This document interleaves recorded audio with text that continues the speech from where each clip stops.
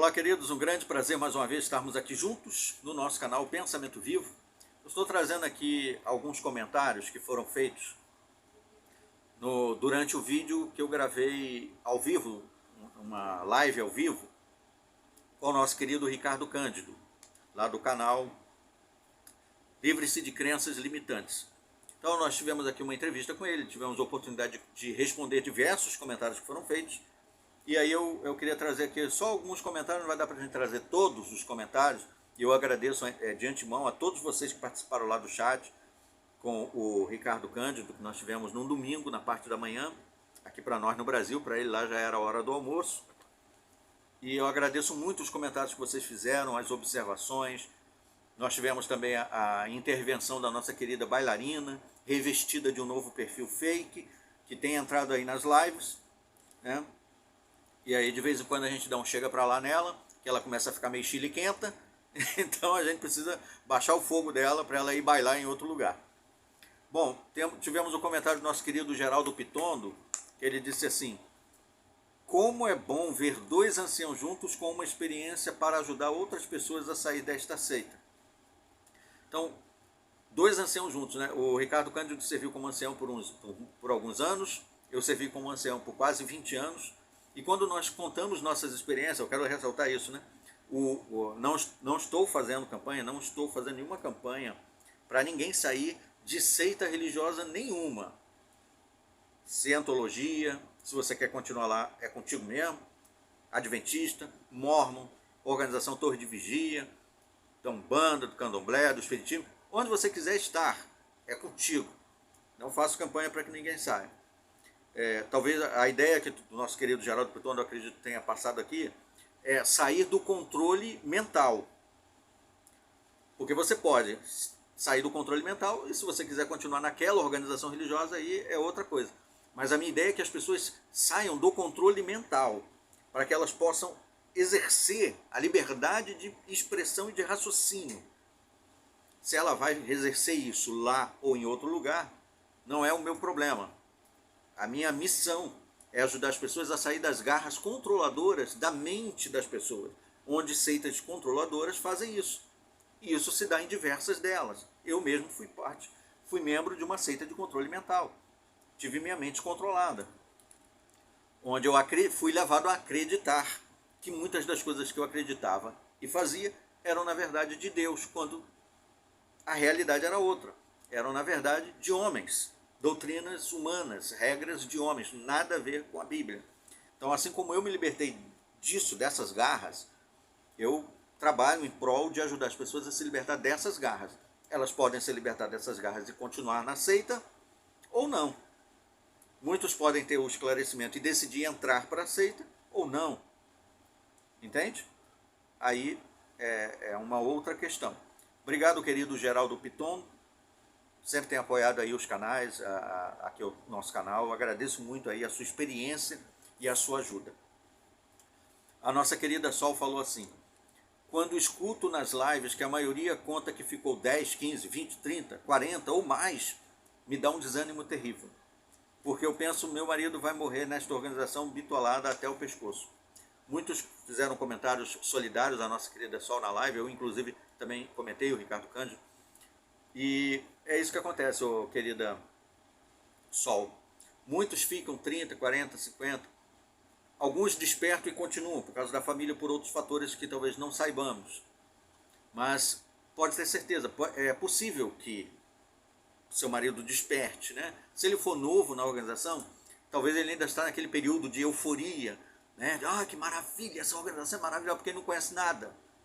Mas quando ele começar a sentir na pele, ou perceber, tiver algum tipo de percepção de que existe alguma coisa errada no reino da Dinamarca, é possível que ele, né, comece a utilizar o seu próprio raciocínio. E quando isso acontecer, provavelmente ele vai ter um despertar e pode decidir se desgarrar das garras do corpo governante. É o que nós esperamos, né? E ela continua: afinal, tem pouco tempo que ele entrou e está contra tudo e contra todos, só aceita que presta. É assim que acontece quando a pessoa está deslumbrada, né? É igual um apaixonado. Um jovem apaixonado não enxerga mais nada. A pessoa que se envolve num namoro apaixonado, diferente de quando existe o amor, existe a paixão, né? Fogo da paixão, é uma música do Vando, né? Existe o fogo da paixão e existe o amor verdadeiro. Há diferenças entre paixonite e amor. A paixão é aquela explosão de sentimentos cega. Uma explosão cega. A pessoa não avalia situações, ela passa por cima de tudo para alcançar o objeto da sua paixão. E o amor é consciente. Ama o objeto do seu amor, mas usa o racional, calcula, analisa, pondera. E quando decide acertadamente, e aí você pode ter certeza de que foi uma decisão baseada no amor. Tende a durar. A paixão é um fogo que pode apagar rapidamente, quando a pessoa sai do efeito da droga e começa a ver. E aí vem os efeitos, as sequelas, né? Vem os efeitos da abstinência, da ressaca. O organismo começa a se recuperar, a pessoa começa a sentir dor de cabeça, tristeza e aquele monte de coisa ruim, porque não era amor verdadeiro. Então, quando alguém entra numa seita de controle mental e ela é cativada pela propaganda, pela explosão, todo mundo na praça, aquela coisa maravilhosa, propagandas lindas, quantas gravurinhas lindas, quantos cânticos bonitos, que musiquinha lindinha, que arranjo maneiro, olha só, que tudo organizado, todo mundo vestido bem. Não vê o conteúdo, só vê a embalagem. Com o passar do tempo, a imagem verdadeira vai vir à tona. E aí quem sabe? Quem sabe ele vai poder despertar, principalmente se ele futuramente se tornar servo ministerial ancião e ir para os bastidores. Aí sim, aí ele vai começar a ver mesmo. Entendeu? Se ele for só um apaixonado da assistência, vai demorar talvez mais um pouco. A nossa querida Ceissa Queiroz falou assim: conversando com a esposa de um superintendente, falei para ela que eu estou fazendo tratamento com o psiquiatra e o psicólogo, ela disse que isso não é impedimento para trabalhar para Jeová. Ou seja, a irmã confessou que estava com alguns problemas emocionais, precisou de um tratamento médico e talvez tenha tido uma queda no seu rendimento no serviço de pregação. E aí, o publicador fanático, né, como eu já fui também, assim, não importa, tá com dor de cabeça, vai. Tá doente, vai, irmão. É para Jeová. Ou seja, quando nós não enxergamos com os olhos verdadeiros de Cristo, e enxergamos com os olhos de empresários, do membro do corpo governante, por exemplo, quando nós enxergamos como empresários de uma empresa religiosa, ignoramos o ser humano e começamos a exigir resultados. Eu não quero desculpas, eu quero resposta, quero resultado. Está doente, não está? Isso não é problema meu, eu quero ver teu relatório. E quero ver produção. É assim. Então, infelizmente, querida Ceissa Queiroz, isso são frutos de uma empresa religiosa liderada por homens narcisistas, que é o corpo governante, no caso. Nosso querido Darcy Oliveira disse assim: passei por muitas reuniões com o superintendente de circuito. Eles são puramente manipuladores, sim. Aliás, eles recebem, é isso que eu ia falar, eles recebem treinamento para manipular, perseguir, convencer quem eles querem para tirar privilégio. Superintendente de circuito, assim como os anciãos recebem treinamento para pastorear, para poder consolar, para ajudar, treinamento alguns de oratória, para saber falar com assistência, motivar uma assistência, convencer, falar de um modo fluente, persuasivo. Os superintendentes de circuito passam por treinamentos específicos ainda mais profundos, alguns que duram dias. Os cursos de anciãos mais longos duraram 5 dias.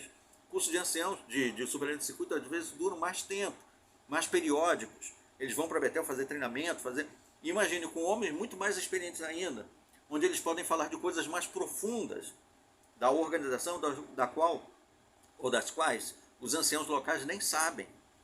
Então eles têm como tocar lá na veia da questão com os anciãos, mexer com o ego deles, porque eles já passaram daquela fase de anciãos congregacionais, agora eles estão numa etapa maior, então eles têm mais experiência, sabem como mexer ali com o ego dos homens, para levar eles para lá e para cá, já que eles sabem que eles querem privilégios maiores, reconhecimento, fama no circuito.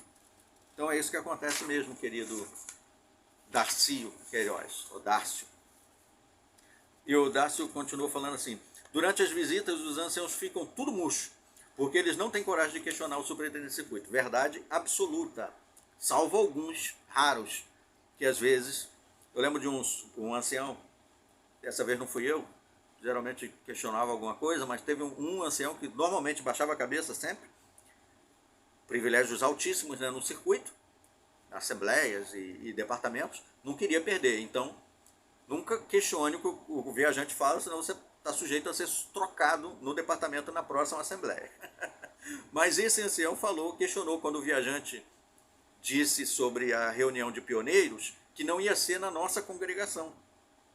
Nossa congregação central, todo centro do circuito, os maiores oradores do circuito eram dali, a maior quantidade, né? Os oradores, todo mundo queria que os oradores da central fossem dar discurso nas suas congregações.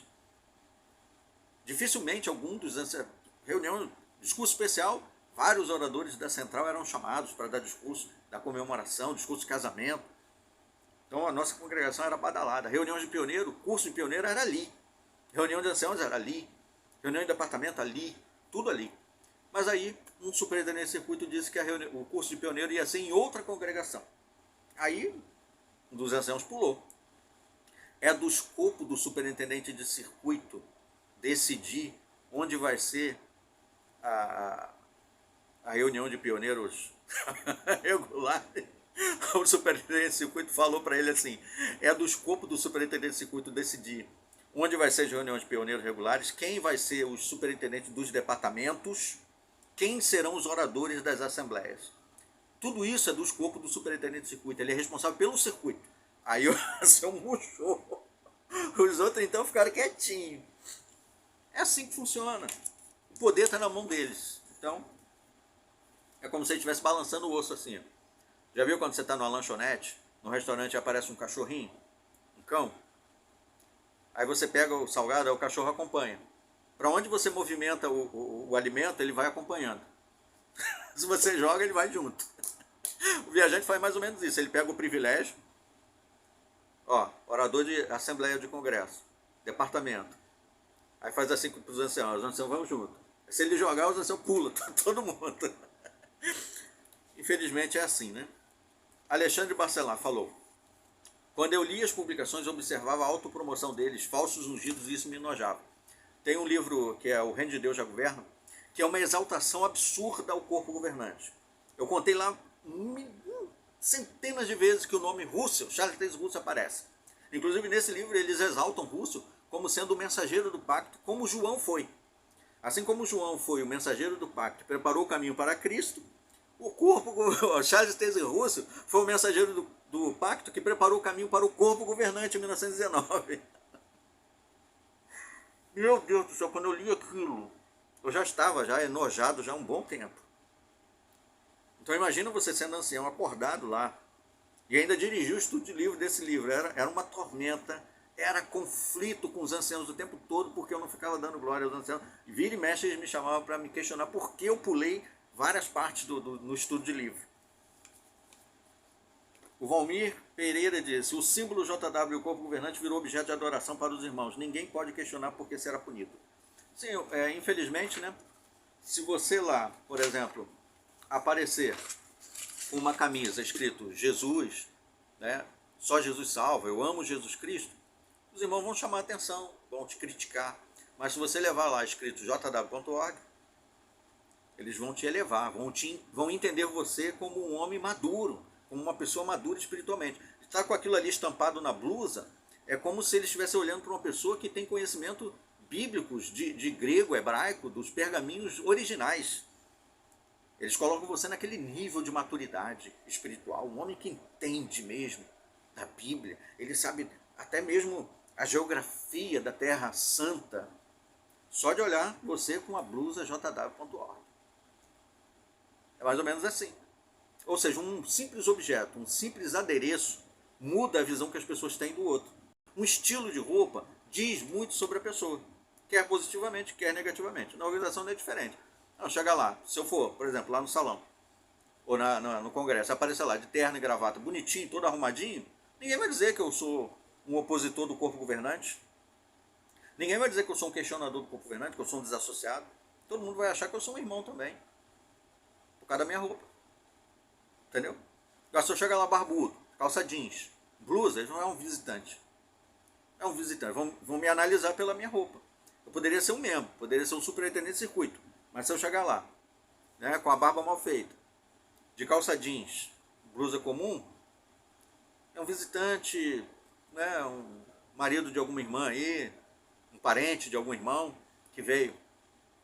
Porque ele vai, a roupa dele está falando por ele, na visão deles, quem ele é. Então, se você chegar lá, escrito Jesus Cristo, eles vão te associar a alguém que está indo a alguma igreja evangélica, alguém que está começando a ouvir, está ouvindo hinos de outra igreja, música gospel. Ah lá, porque falou de Jesus. Não pode.